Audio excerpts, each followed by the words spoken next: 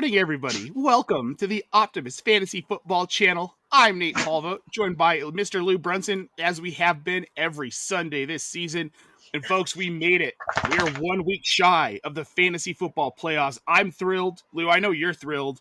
Oh, yeah. I'm less thrilled about my home league because I don't really have a chance to get in now.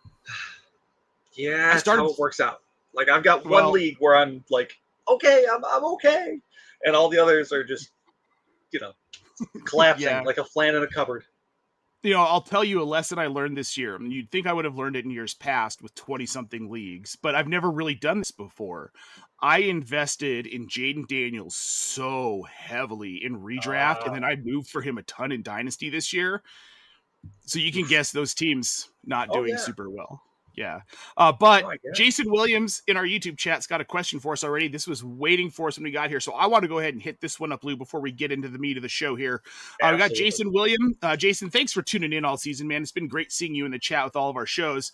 Starting Alec Pierce and Jaden Higgins as bye-week wide receivers this week. Would you drop Jaden Higgins for AD Mitchell or Luther Burden to start this week?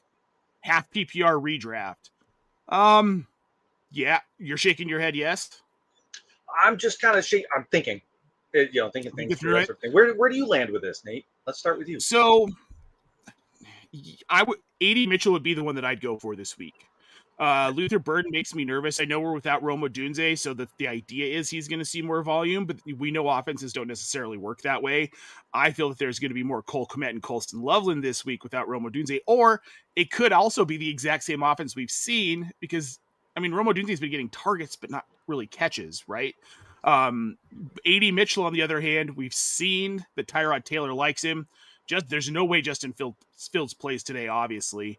So we've got Tyrod Taylor. It's AD Mitchell. I want AD Mitchell over Jaden Higgins. Not that I don't like Jaden Higgins, but in the CJ Stroud offense, he's not as exciting as he was with Davis Mills, which is a Jacoby Brissett thing to say, I suppose. But yeah, I prefer AD Mitchell over both of them. Yeah, I'm with you. I'm a little, what are my other options as far as drops go? Because I really don't want to let go of Higgins and definitely not Pierce, who's kind of taken over the wide receiver one role for the Colts, oddly enough. But regardless, to his actual question, absolutely Mitchell over Burden. This has been a run-heavy offense, honestly, for the last month. Like you mentioned, Odunze's been getting targets and not the receptions. But beyond that, it's been the running backs, the running game, the offensive line, really, that's carried this team through this part of their winning streak, not the passing game. And just knowing Ben Johnson's history, I don't see a reason that would change this week with their top option at wide receiver out. I am actually with you that I think the tight ends, specifically Colston Loveland, because of the connection and the trust that Caleb Williams has in him and has been developing, I'm definitely more on Loveland than I am Kmet. But I do agree with you that the tight ends are more so than a Burden. And that being said, like, the Jets are bad. They're playing Miami, who's a bad passing defense. Their passing defense stats have been bolstered a little bit by just some really, really bad matchups, bad offenses that they've faced. And say what you want about Tygod. Dude gets his no-name wide receivers involved. He did it last year with the Giants. Yeah. John Mechie and AD Mitchell, they back-to-back weeks, they've been wide receiver 11 and wide receiver 6 in half-point per reception leagues. I mean, that's the quarterback right there. That's the difference between Fields and Tyrod, which is, I don't understand how anybody clamors for Fields to be a starter going forward without at least sometimes sitting on the bench. But to the point, Mitchell, if these are my options, drop Higgins. Yep. I don't know if I'm super interested in holding Higgins rest away, if it's going to be CJ Stroud. I like him for next season. He's obviously got a role in this offense, but CJ Stroud at quarterback in this line still not that great. I mean, I am in the camp of what we saw in year one from CJ Stroud was an aberration. Sure. It was a 1 year perfect situation type deal. If we can get him back to that situation, great. I don't think they will. No, I overall agree with you. like you said, I'm more interested in Mills than I am Stroud. I made this analogy with Keith in the Friday Vibe show. Nate, I know you're a baseball fan. When it comes to pitching, when a pitcher gets into a funk, they'll say things like, he's not throwing, he's aiming. And that's what I see Stroud doing, where it's like he doesn't trust himself. He's thinking a beat too long. He's not just there operating within the offense, letting it rip and he's got a sweet pass. Like, he can put the ball anywhere he wants, except when he's too much in his head, which is what it looks like to me on the outside at this point with him. And those things don't just go away. If any of you are old enough to remember Chuck Knobloch, he was playing for the Yankees. He played second base, and he got to a point where he couldn't make the throw from second to first, and they basically had to yank him for about a month, and he did not play. And there was a catcher for the Brewers that couldn't get it back to the pitcher all of a sudden, too. That one was bad. And that's kind of where I feel like we're at. Not that bad, right? Like, it's not like C.J. Stroud can't hit the broadside of a barn. It's just not what we saw year one. It's not the same. All right, we've got this one on Twitch. Joe Hammy Mistakenly. Joe, thanks for the questions all season, man. We've really appreciated them here on Sunday. PPR, sit one out of this group. T. Higgins, A.J. Brown, Amika Egbuka. The frozen tundra in Buffalo scares me a little bit. I wouldn't let it scare you, would you, Lou? In short, no. I mean, this is Cincinnati coming to Buffalo, not like Miami. Cincinnati, I mean, they get plenty cold, snow. Like, they're used to dealing with all this. They play in the AFC North, Cleveland, Pittsburgh, Baltimore. Like, this is not out of the norm for them.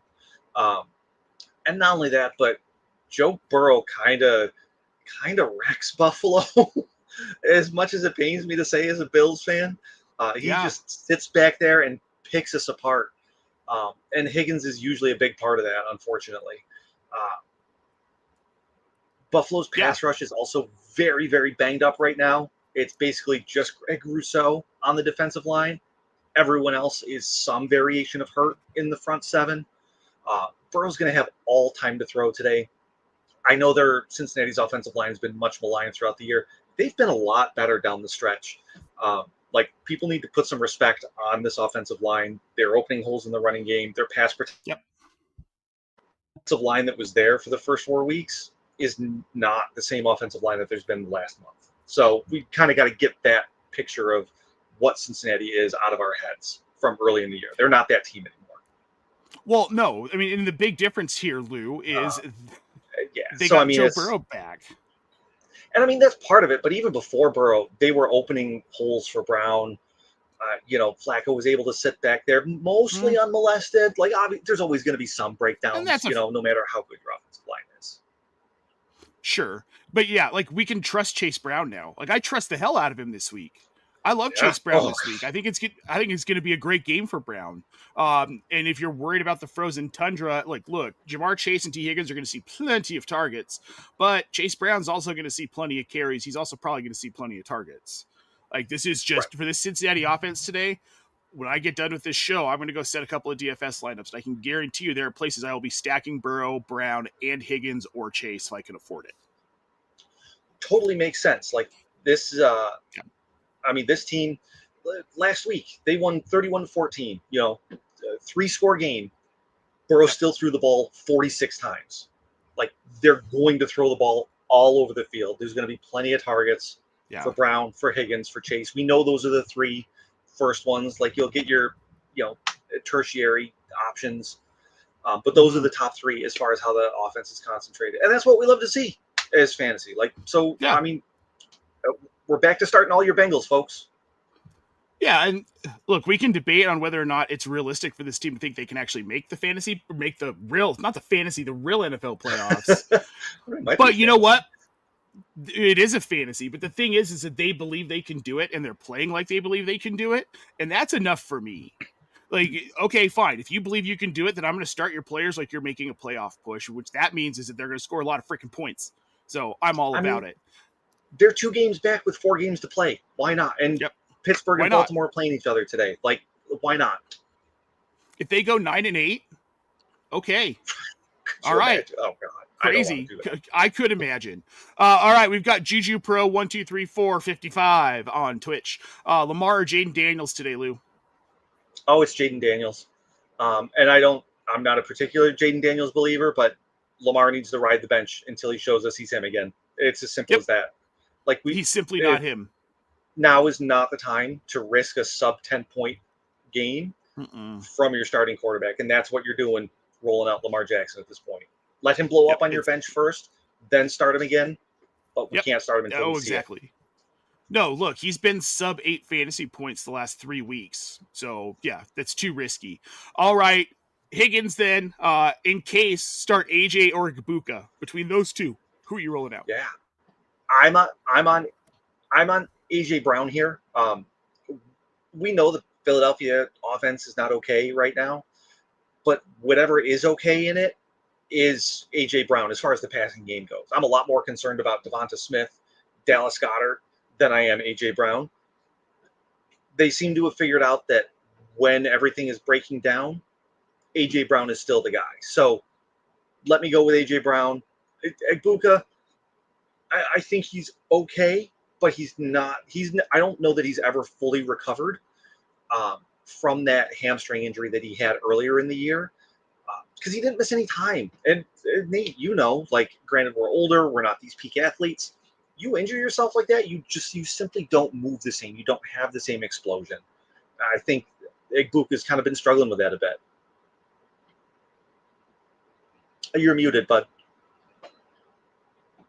Yeah, I'm muted and I didn't change our banner. What do you know? Man, what a banner morning for Nate here. There we go. Start sit. That's much better.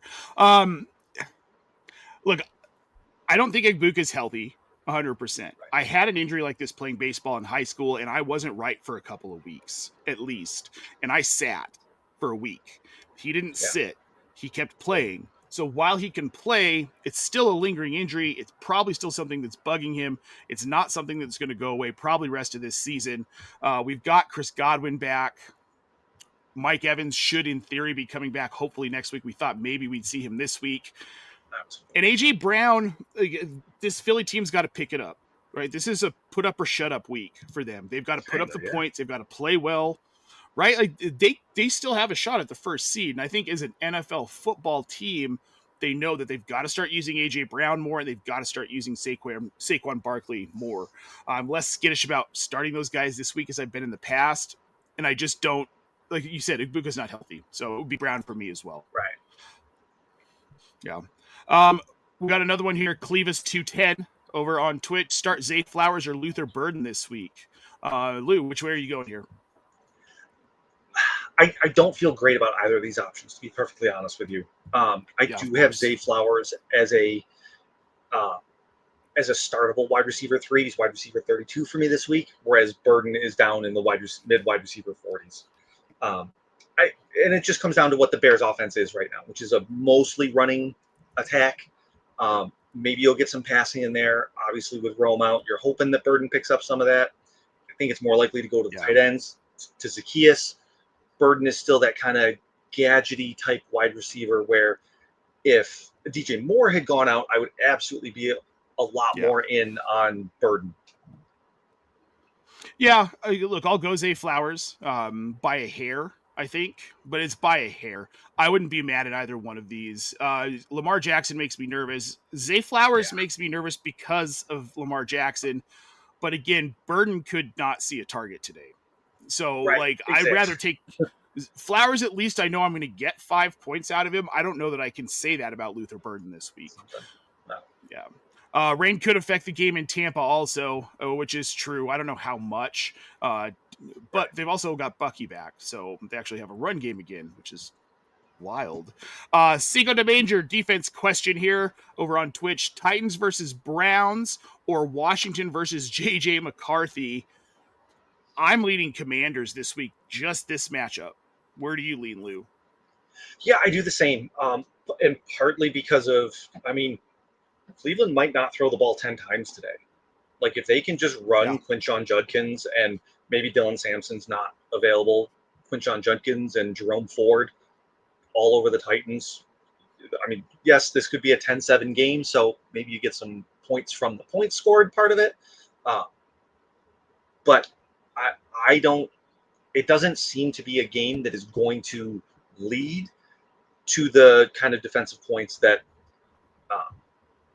that facing a J.J. McCarthy, Max Brosmer, terrible quarterback hydra is going to get you, even in a defense as suspect as Washington, where they do have a couple of dudes that can play. And I mean, Tennessee is just kind of bereft of that outside of a couple of really good defensive tackles. Yeah. No, I'm looking at this like J.J. McCarthy is going to throw 4 picks today. He could. It's really that could. simple. He really could. He's that bad. Now, Dylan Sampson, Lou, as it turns out, he is active, which leads me to our next point here. I want to throw up the actives and inactives today, put together by our Optimus News account manager, Carly Manger. She's so much more than that, but in this context, if you need the news, make sure you're following at news.optimusfantasy.com on Blue Sky. You can find this there as well. As we talked about, guys, Jaden Daniels is officially active today, as is T. Higgins. Lamar Jackson is playing. Doesn't mean you should play him. J.J. McCarthy, Aaron Jones, Woody Marks all active. Dalton Kincaid will play today, Lou. We'll talk about that here in a minute. Chris Olave, Dylan Sampson, all active.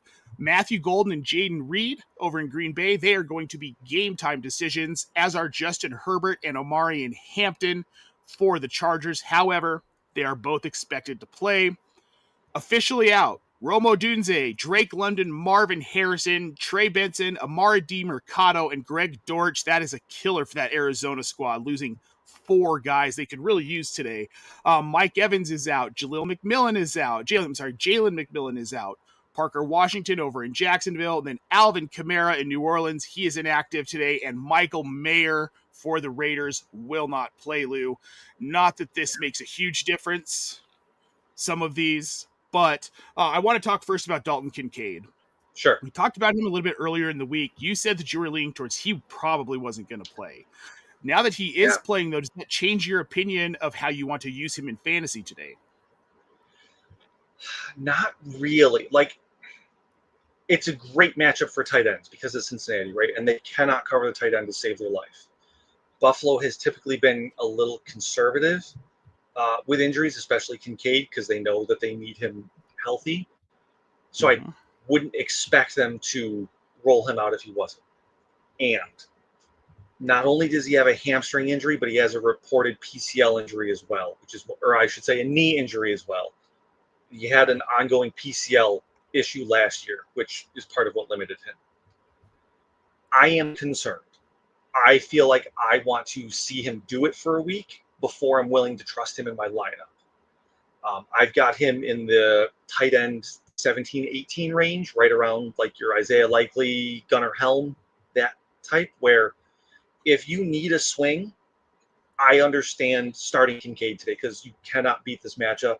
The Buffalo passing offense clearly has not been okay since Kincaid went down. If he is right, I expect the Buffalo passing game to flow through him.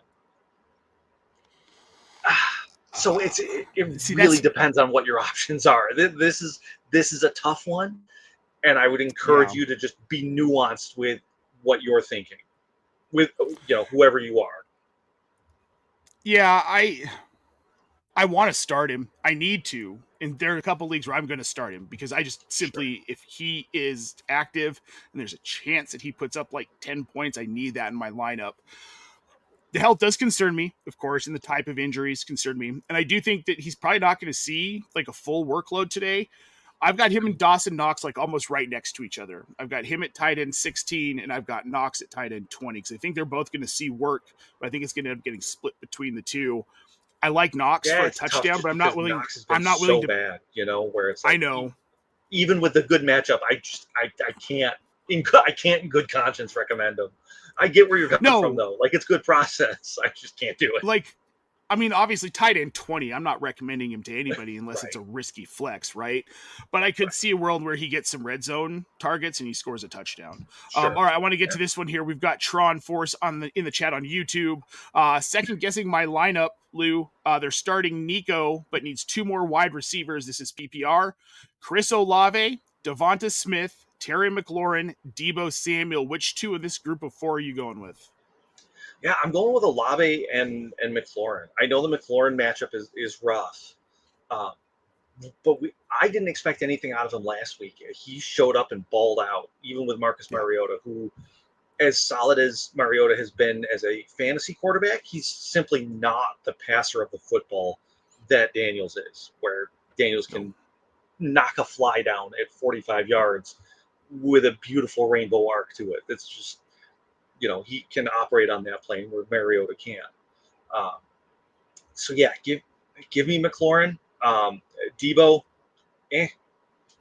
Yeah. It's still a rough matchup for wide receivers, and with Smith, man, again, we go back to that Philly offense, and it's just a rough time right now, unless your name is AJ Brown or Jalen Hurts, Yep. and that goes for Smith too. Yeah, I'm with you by default on Olave because I don't want to start Devonta Smith and I don't want to start Deebo Samuel. And with McLaurin, I guess it's kind of default as well. But yeah, like you said, he played well last week. That was against a Denver team that had just gotten Pat Surtain back as well. So Right. that wasn't a great matchup for them either. So yeah, Olave and McLaurin. That's where I'm leaning here. All right, Lou, some of these other players, let's go to the Green Bay side of this. Matthew Golden, Jaden Reed, they're both game time decisions. Matthew Golden is less likely to play. Jaden Reed, it sounds like, will play. Are you starting Jaden Reed this week? No, no. This is the if I have a buy and or I'm already in, basically nothing can change. Sure, why not? Because you can, and it doesn't matter, right? That being said, if I have anything at all riding on this week, I'm not starting any Green Bay Packers wide receiver that's not named Christian Watson.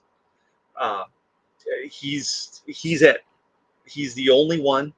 I don't care about the rest because we know what this Green Bay team is. Where it's going to be Dontavian Wicks this week, it's going to be Jaden Reed this week, it's going to be Romeo Doubs this week, and that's if they even produce. It could just be all Josh Jacobs this week with some Christian Watson.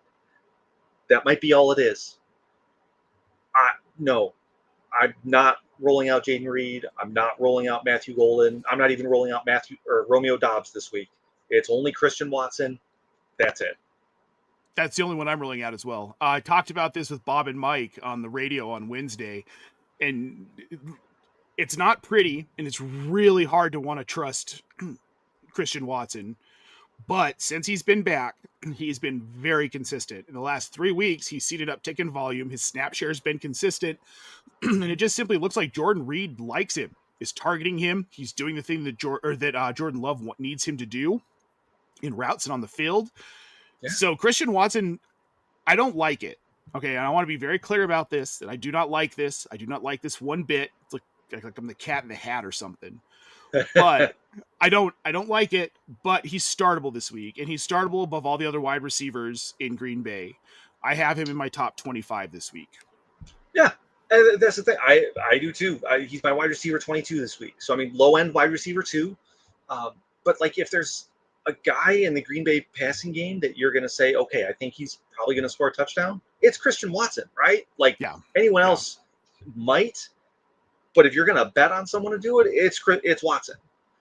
That alone is enough to kind of get him into that wide receiver 2 range. And then when you look at, like you said, his volume has been relatively consistent. It hasn't been great, but he's seeing those 3-5 plus targets. And because of who he is, he can turn that into 60 yards and a touchdown really easily. So, well, and like over the last 2 games, he's got 17 targets, right? He had 10 last week against Detroit. He's got 3 touchdowns in his last 3 games. Yeah. It just feels like, as ugly as it is, and as much as we as fantasy analysts and managers don't want this, this is what it is. Christian Watson is a guy right now, until Tucker Kraft comes back next year at some point. God, please, I need him. But until then, Christian Watson's going to be that guy. It's almost like, because he's the biggest receiver they have. So he fits that, like, hey, he can do what Tucker Kraft did, because we don't trust Luke Musgrave to do it, obviously. Clearly. Yeah. No. So that's really what it boils down to. Yeah. Yep. Now, what about with these 2 questionable but likely to play players for the Chargers? Justin Herbert has already not been great. And now, I mean, he's got the broken hand. He had surgery on Monday. Yes, he's going to play. I feel like there's going to be a timidness to his game. And I don't know if this game goes fully through Omari and Hampton, Kamani Vidal, but I feel like it's going to go mostly through the running backs. How excited are you to start Omari and Hampton this week? I've got him as a mid-range running back too, kind of the last of that tier that like could be a running back one if he gets into the end zone sort of thing. Like I've got him above like your Jalen Warrens, like that kind of tier of running back. Just behind Saquon Barkley, that sort of thing. So like he's my running back 19, so nothing special. But we saw him work very well in the passing game before he got hurt. I don't see a reason why that shouldn't pick back up, at least target-wise. Like we know, like you said, Herbert, beyond dinged up. Dude's playing with a broken left hand. I don't know if anybody saw the pictures of him last week, but it looked like he was playing with a like fake hand sort of thing, stuffed inside of a glove there. I'm not excited about either of these guys. Like Herbert's a high-end QB2 sort of thing for me. So like if you're in a super flex league, 2-quarterback league, yeah, you're starting them. You just don't feel great about it. On top of the matchup not being great at Philadelphia Monday night. Right.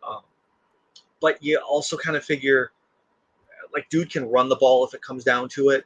And Philadelphia's defense is not what it was earlier in the season either. Like, they've been very susceptible to, kind of however teams want to play, whether it's running the ball or throwing the ball. We've seen them kind of fail at both over the last couple of weeks. That's a fair point. How much do you think, is Kamani Vidal worth starting this week, do you think, with Hampton returning? If you're desperate, I'm going to say yes, simply because I don't think that Hampton's going to get his full complement of snaps and touches this week. That's why he's my running back 19. But it's a desperation sort of thing. Like this is a big Hail Mary. You're hoping for another long touchdown from Vidal like he had last week. That's kind of where you're living with him. You're not, if you get more than 10 points from Vidal, you've made out. Let me put it that way. Okay, here's a good one. Devin Neal or Kamani Vidal?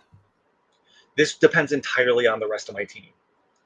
Because we know we know Neal is going to get you something. It's not going to be pretty because nothing about that Saints team is pretty, except maybe Devon Bailey. That's kind of fascinating for me. But anyhow, I digress. So Neal is kind of like, I just need a single, need to advance the runners. I'm on my baseball metaphors today. And Vidal is that I know the rest of my team. I need more juice. I've played against Jahmyr Gibbs Thursday night. I'm behind the 8 ball. I need everything that I can get, and it doesn't matter. Like 5 points doesn't help me, but 20 points does. I'm going with Vidal. Yeah, I'm with you on that. I think there's more of a chance we see the 20-point game out of Vidal. I looking at his game logs, man. Like you give him 20 plus carries, he's a lock to go over 100 yards.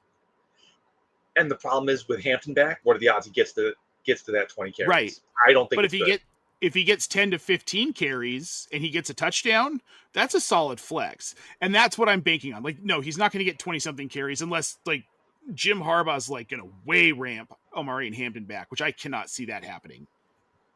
So, right. I don't think so either, but it's tough to trust Monday night.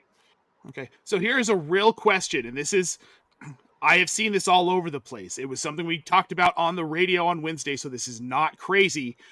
Tyrod Taylor over Lamar Jackson today. Is Carly nuts, Lou?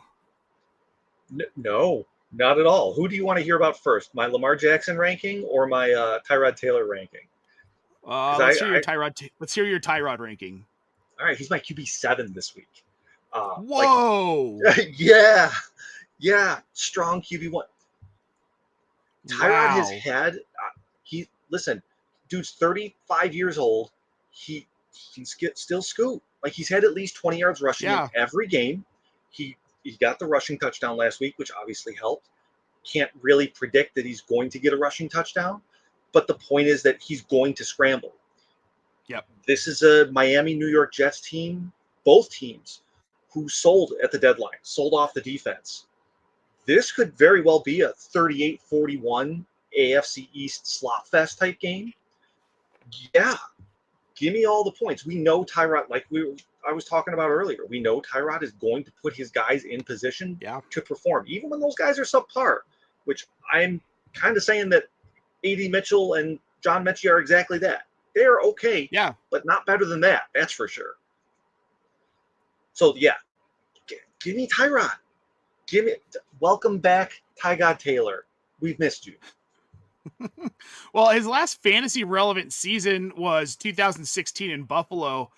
He was QB 10 that year, but he had 95 carries for 580 yards. That's what he's done for him his whole career. This year, 5 games, 27 carries, 143 yards. He's had enough time off. I mean, he hasn't played a significant role on a team in, probably 15 or 10 years, damn near 10 years. Right. His legs are rested. Right. That's all. The scary part with Tyrod is that he's small, right? Dude's like 5'10" and $180. Yep. He takes the hardest hits I've ever seen a quarterback take. And the thing is, he breaks. He's not the young dude that he was where he could bounce back. And even then, he broke. So, like, he needs to not be under duress. And the thing is, the Miami defense can't anymore. No. They've traded Jalen Phillips away. Yeah, Chop Robinson and Zach Sealer are okay on their defensive line, but they're not that guy that's going to give the Jets offensive line fit. And Bradley Chubb's like 150. Yeah. Sadly. Unfortunately. Yeah. All right. Tight end premium. Got to pick one of these guys. Which one are you going with, Lou? This is from Cam, the newest member of our team. Guys, make sure you're following Cam on Blue Sky at White Heat FF. Some insanely awesome film drops, especially the one about A.D. Mitchell, which you should check out before the games start today. This is half tight end premium. Travis Kelce, Gadsden, Loveland, Gainwell. Which one are you starting? I'm immediately nixing Gainwell. Yes, agreed. I'm between Kelce and Loveland. I think my answer is Kelce. I don't like it, but Kansas City's in desperation mode. And we've seen over the years when they get in desperation mode, the answer is Kelce. Whatever doesn't flow through Rashee Rice, correctly so, is going to flow through Kelce. Based on the points that I made about Loveland earlier, I expect him to do well today. I just don't have the same level of confidence, like it's projection with him, whereas it's the history with Kelce. So I lean Kelce there. I lean Kelce too, and it comes down to team that is in desperation mode. Like every game the rest of the way for them is a must-win game. And especially because what really screws the Chiefs, and I don't know if people have started paying attention to this stuff yet or not. I have a little bit. They lose out on almost every tiebreaker with the teams they're in contention for those final playoff spots with. They already lost to Jacksonville. Indy beats them on any sort of tiebreaker. Houston beats them, or could beat. Well, right now Houston would beat them on points tiebreakers, but if they win today, then Houston wins on that tiebreaker as well. So This is a big game for Kansas City. Yeah. So I'm going Kelce as well. What are we doing about Justin Jefferson? Can you start him this week, Lou? I love that Cam asked this because in our higher and lower article this week, Cam and I, we kind of went on opposite sides of Justin Jefferson. I understand the desire to start him. I'm not.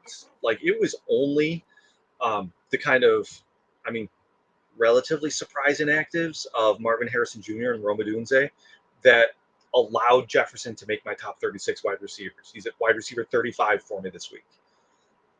I don't trust anybody who the Vikings roll out there at quarterback, let alone J.J. McCarthy, who is historically bad with Jamarcus Russell. Like, these are his contemporaries.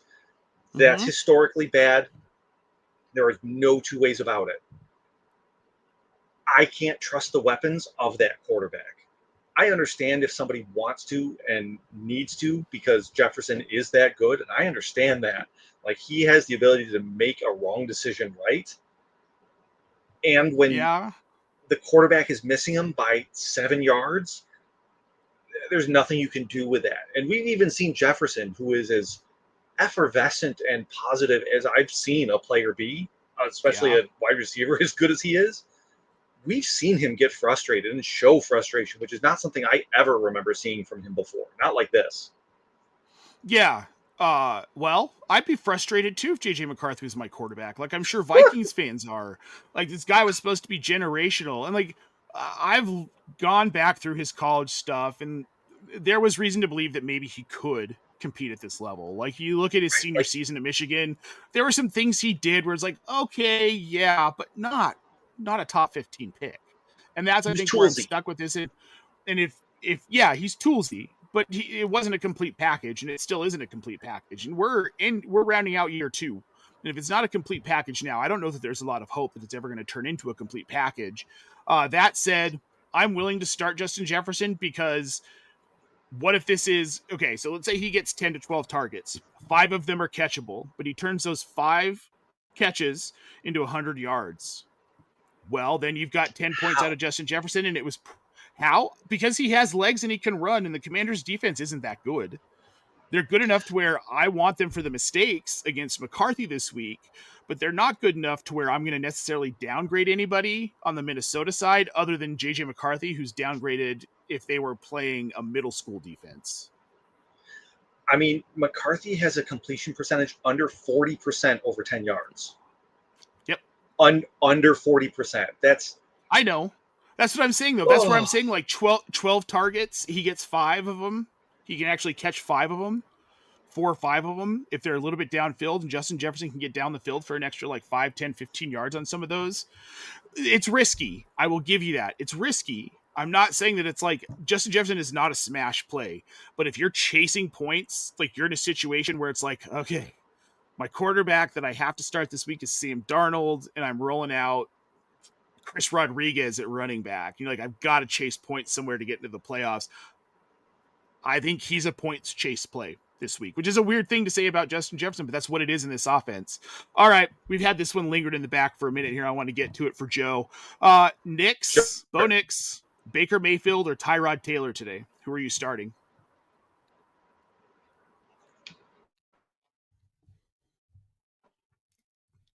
I'll tell you who I'm going to start. I am definitely going to go with Baker today. I just think he's going to have a better game. I think Tampa Bay, I mean, this team's got to turn stuff around at some point. The Broncos have the Raiders, which is not something they're going to be able to run the ball. This isn't going to have to be a heavy Knicks day. And as highly ranked as I have Tyrod Taylor, I still feel like it's a little bit risky. And just for safety and for a floor, I'm going to go Baker. How about you, Lou? Gotcha. I am. I've got Tyrod.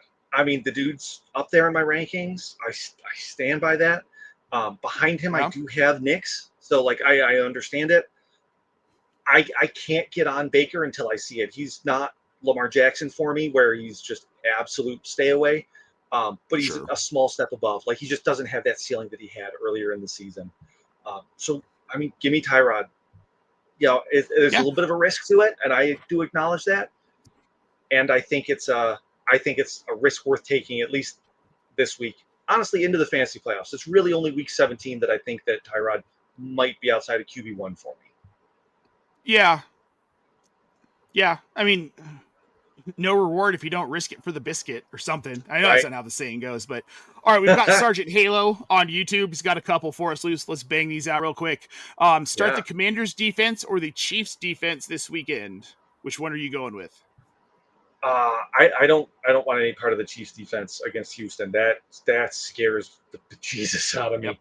Um, the Commanders against Minnesota. I mean, look, if you've got a defense against Minnesota, more often than not, it's going to be the right answer for the rest of the season, and that's just the way it is. Yep. And that's where we land this week.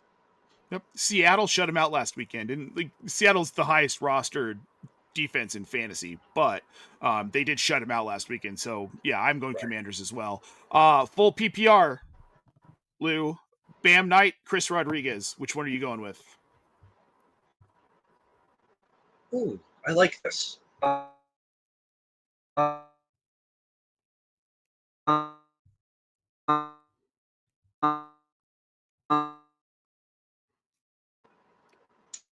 You back, Lou?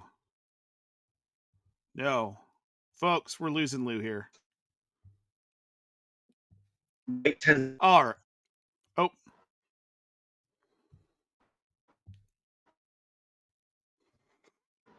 Are you back, Lou? Am I back? Oh gosh, I don't know where I was. I think we got you back. I saw the Stranger Things kids, and it just, these 20-somethings, they freaked me out. Oh goodness. All right, man. Which way are you going here? Bam Knight or Chris Rodriguez? I'm going Rodriguez, simply because I don't know which Arizona running back is going to be the guy this week. They seem to not really be able to make up their mind between them, and I understand why, because they're kind of the same. And Chris Rodriguez is just the guy in Washington right now, and if there's going to be a goal line carry, he's probably going to get it. Yeah, I'm Chris Rodriguez as well. Weird thing to say. Didn't think he'd be relevant this year. It's supposed to be Ja'Cory Krosky-Merritt, but here we are. I'm a big advocate of going out and getting Chris Rodriguez for the rest of the season as well. If he's floating on your waiver wire, grab him for the playoffs. It'll be worth it. We've got him. Sergeant Halo also wants to know, keep Herbert starting or stream Tyrod Taylor. I think we know where you're going on this one, Lou. Yeah, it's still Tyrod. Herbert makes me nervous. Yep. All right, accidentally popped that one up, but let's go ahead and get to it here. We got Kojak23 on Twitch. A couple start questions for their PPR league, Lou. First one, Jaden Daniels or Daniel Jones? Ooh. Let me see real quick. Let me pull up my rankings here, because I'm not honestly sure right off the top of my head. I can tell you where I'm at on this. Jaden Daniels, 1,000%. I'm starting him over Daniel Jones with that fractured fibula. And that's fair. I do actually have Daniel Jones decently higher. QB9 versus QB13. I've got them in the same tier. So, like, if Kojak, you feel differently, you feel strongly one way or the other, go with that, like, legitimately. Indy needs to win this game. Washington's playing for pride. So, give me the quarterback in the game that matters. Yep. Same, obviously. Already stated my piece on this one. Now, number 2 here. Start 2.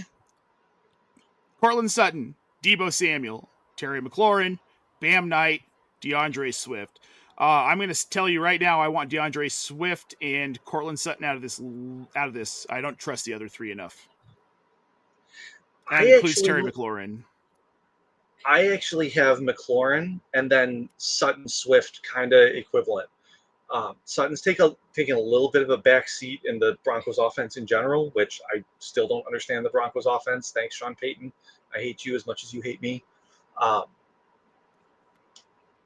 But yeah, so I'm kind of a coin flip between Sutton and Swift. I'll go Swift simply because he's going to see pretty guaranteed volume in what's been a good running game. Yeah. So McLaurin and Swift for me. So for what it's worth, the chatter in Denver has been that Sean Payton is losing confidence in Troy Franklin and that Cortland Sutton's role should return to more of what it was earlier in the season, simply because Troy Franklin, he's really bad in pass pro and run blocking, and it's costing them yards and costing them points at this point. So he'll be seeing a little bit less. All right, we've got Ezekiel Ruiz on YouTube. Should he flex Kyle Monangai, Jordan Addison, or Dalton Kincaid? I think I know where you're going with this one too, Lou, but let's hear it. I'm going with Monangai. I've got him as my RB15 this week. He's looked really good behind that Bears offensive line and punishing. Yeah. He's a good, tough runner, cuts well, works well down around the goal line. That's everything that I want at this point in the season. I want to trust Kincaid. It's a great matchup. I just can't do it, even as a Bills fan. And Addison, you can't make me start Minnesota wide receiver with these quarterbacks this year. You just can't make me do it. Yeah. No, Carly saying on Twitch the new Sonic and Knuckles. And yeah, I mean, it is. And who started the Sonic and Knuckles? It was Ben Johnson. So, it just kind of fits. It makes sense to me. Yeah, I'm a non-guy here, too. Jordan Addison, he's a dead asset with J.J. McCarthy behind center. We've already seen it. Yeah. And then Dalton Kincaid, yeah, it's a little risky. Yeah. Yeah. We got this one. Broncos talk. What do we think about Pat Bryant this week and rest of season? Okay. So, again, going to the local radio chatter, some of these guys have been around the Broncos for 35 years. So I know some of them actually know what they're talking about. And those guys, a lot of what they've said is Pat Bryant's a nice piece. He's a rookie. Sean Payton's probably not going to really get him in the fold too much. If Franklin takes a hit, it's going to be a little bit of Pat Bryant and a little bit of Marvin Mims, but it's not going to be enough for either one of them to really be consistently fantasy relevant. However, in Dynasty, I would be going out to get Pat Bryant at cost right now. He's not going to be this inexpensive as we come into next season, I don't think. Kind of like Lou's making Devon Bailey, funny right? face. It's just Kind of. we were saying the same things about Devon Bailey last year, and that he's this guy, he performs well when he's out there. He's big. He tries his ass off, blocks well, and then they shipped him off to the Saints. Well, that's fine, but they also didn't spend, what was it, a second-round pick on Devon Bailey. He was a 7th rounder. Pat Bryant was Pat Bryant was 4th round. But third or point fourth. being, 3rd or 4th, point being, he was a higher draft pick. Not that that necessarily means anything. But then also, okay, so let's say you went out and you bought low on Bailey last season. Obviously, he gets traded to New Orleans. That didn't look great at first, but now how is that trade looking? Don't get me wrong, it's looking better. I'm just saying, if you're talking about in terms of Broncos and that sort of thing, like, we have no idea where if a guy gets traded, it's not necessarily going to be to a better, more opportunistic situation. That's fair. He could also be traded to Philadelphia and never see the light of day. So yeah, that's fair. Get stuck behind Jahan It's tough Dotson. to say that. Right? Like, didn't they trade for someone else this year, like another wide receiver this year? That was like I don't. Right, Tank and that's Bigsby, the thing. Yeah, Tank Bigsby, sure, but like that's what happens as often as a Devon Bailey going to New Orleans, right? So don't count on those things. Is what I'm trying to say. Sure. Oh no, absolutely. But I still think Bryant's a good buy low. If we're talking Denver. I mean, why not? Because what are you going to pay for Pat Bryant at this point? Like a 3rd rounder, maybe a 4th rounder, and maybe a bench player. And that's going to depend on your dynasty league. Like, sure. Talking about mine, I know the guy that owns Bryant in my home league. He is so absurdly high on him. He wants like late 1st, early 2nd round for him, and I just go away. That's insane. Go play with your pet. I mean, he is. He is. Well, I love him to death, and he is insane. Well, but things like that too. Like when you get into Dynasty, there are so many market outliers that you can't predict. And when we're talking about Dynasty stuff, we're talking in such general terms because we have to. Like, I'm telling you, just go find one of those trade finders somewhere. We'll eventually have one on OptimusFantasy.com. It's just not a high priority with all the other awesome stuff we have. But find one of those and look at some of the league setups for Dynasty leagues for trades on there. Especially the MFL ones. It's insane. And some of the trades are absolutely crazy. Like, in a vacuum, go get Pat Bryant. But your league might be as such where it will cost you 2 firsts, and then it's not worth it, right? Know your league economy is the answer. Know your league economy, exactly. Lil Jordan Humphrey. Yes. He was another one. He's with the Giants. That's right. No, he's back with the Broncos. Is he back? They just okay. They had a cup of coffee with the Giants, and I think something. Yeah, he did, and then he ended up on the Broncos practice squad. I think he got elevated this week. So, shout out Ryan. Thanks for tuning in, buddy. Good to see you out on these streets, man. He's an SFB Avi maker. I'd like you all to know. Very talented artwork. Fantastic. Yes, fantastic. He also is in my Scott Fishbowl division, and I'm pretty sure he kicked my ass real bad. Well, I know everybody did. I was winless in Scott Fishbowl this year. Yeah, not good, man. I took some big swings in the draft, and it sure did not pay off. But what can you do? All right, guys. Well, I think that's going to do it for us here. We want to thank everybody who tuned in today for the Start Sit Show. Let me remind you, we will be live with the Express tonight, breaking down everything that happened during today's games. It was fantastic to have you all tune in. Good luck in week 14. If you've got additional questions as we get towards the games, head over to Discord. The link's in the show description. We'll be there to answer the rest of your start, sit, DFS, and betting questions as we get into this week 14 slate. But until then, guys, we'll see you tonight. Lou, thanks for coming out, man. I appreciate it. Make sure you follow us on Blue Sky, guys, too, as well. And make sure you check out, I got to put this one up before we go. If you're still watching, you're on Blue Sky. Make sure you follow at news.optimusfantasy.com. Carly's over there doing the fantasy football Lord's work, getting all of the news updates to you as they come out. Beat Diane Rossini on the Jaden Daniels news yesterday by about 5 minutes, which was incredibly impressive. So make sure you're following them at news.optimistfantasy.com. And on that note, we're going to get the heck out of here. For Lou Brunson, I'm Nate Polvogt. Happy Sunday, guys, and we'll see you.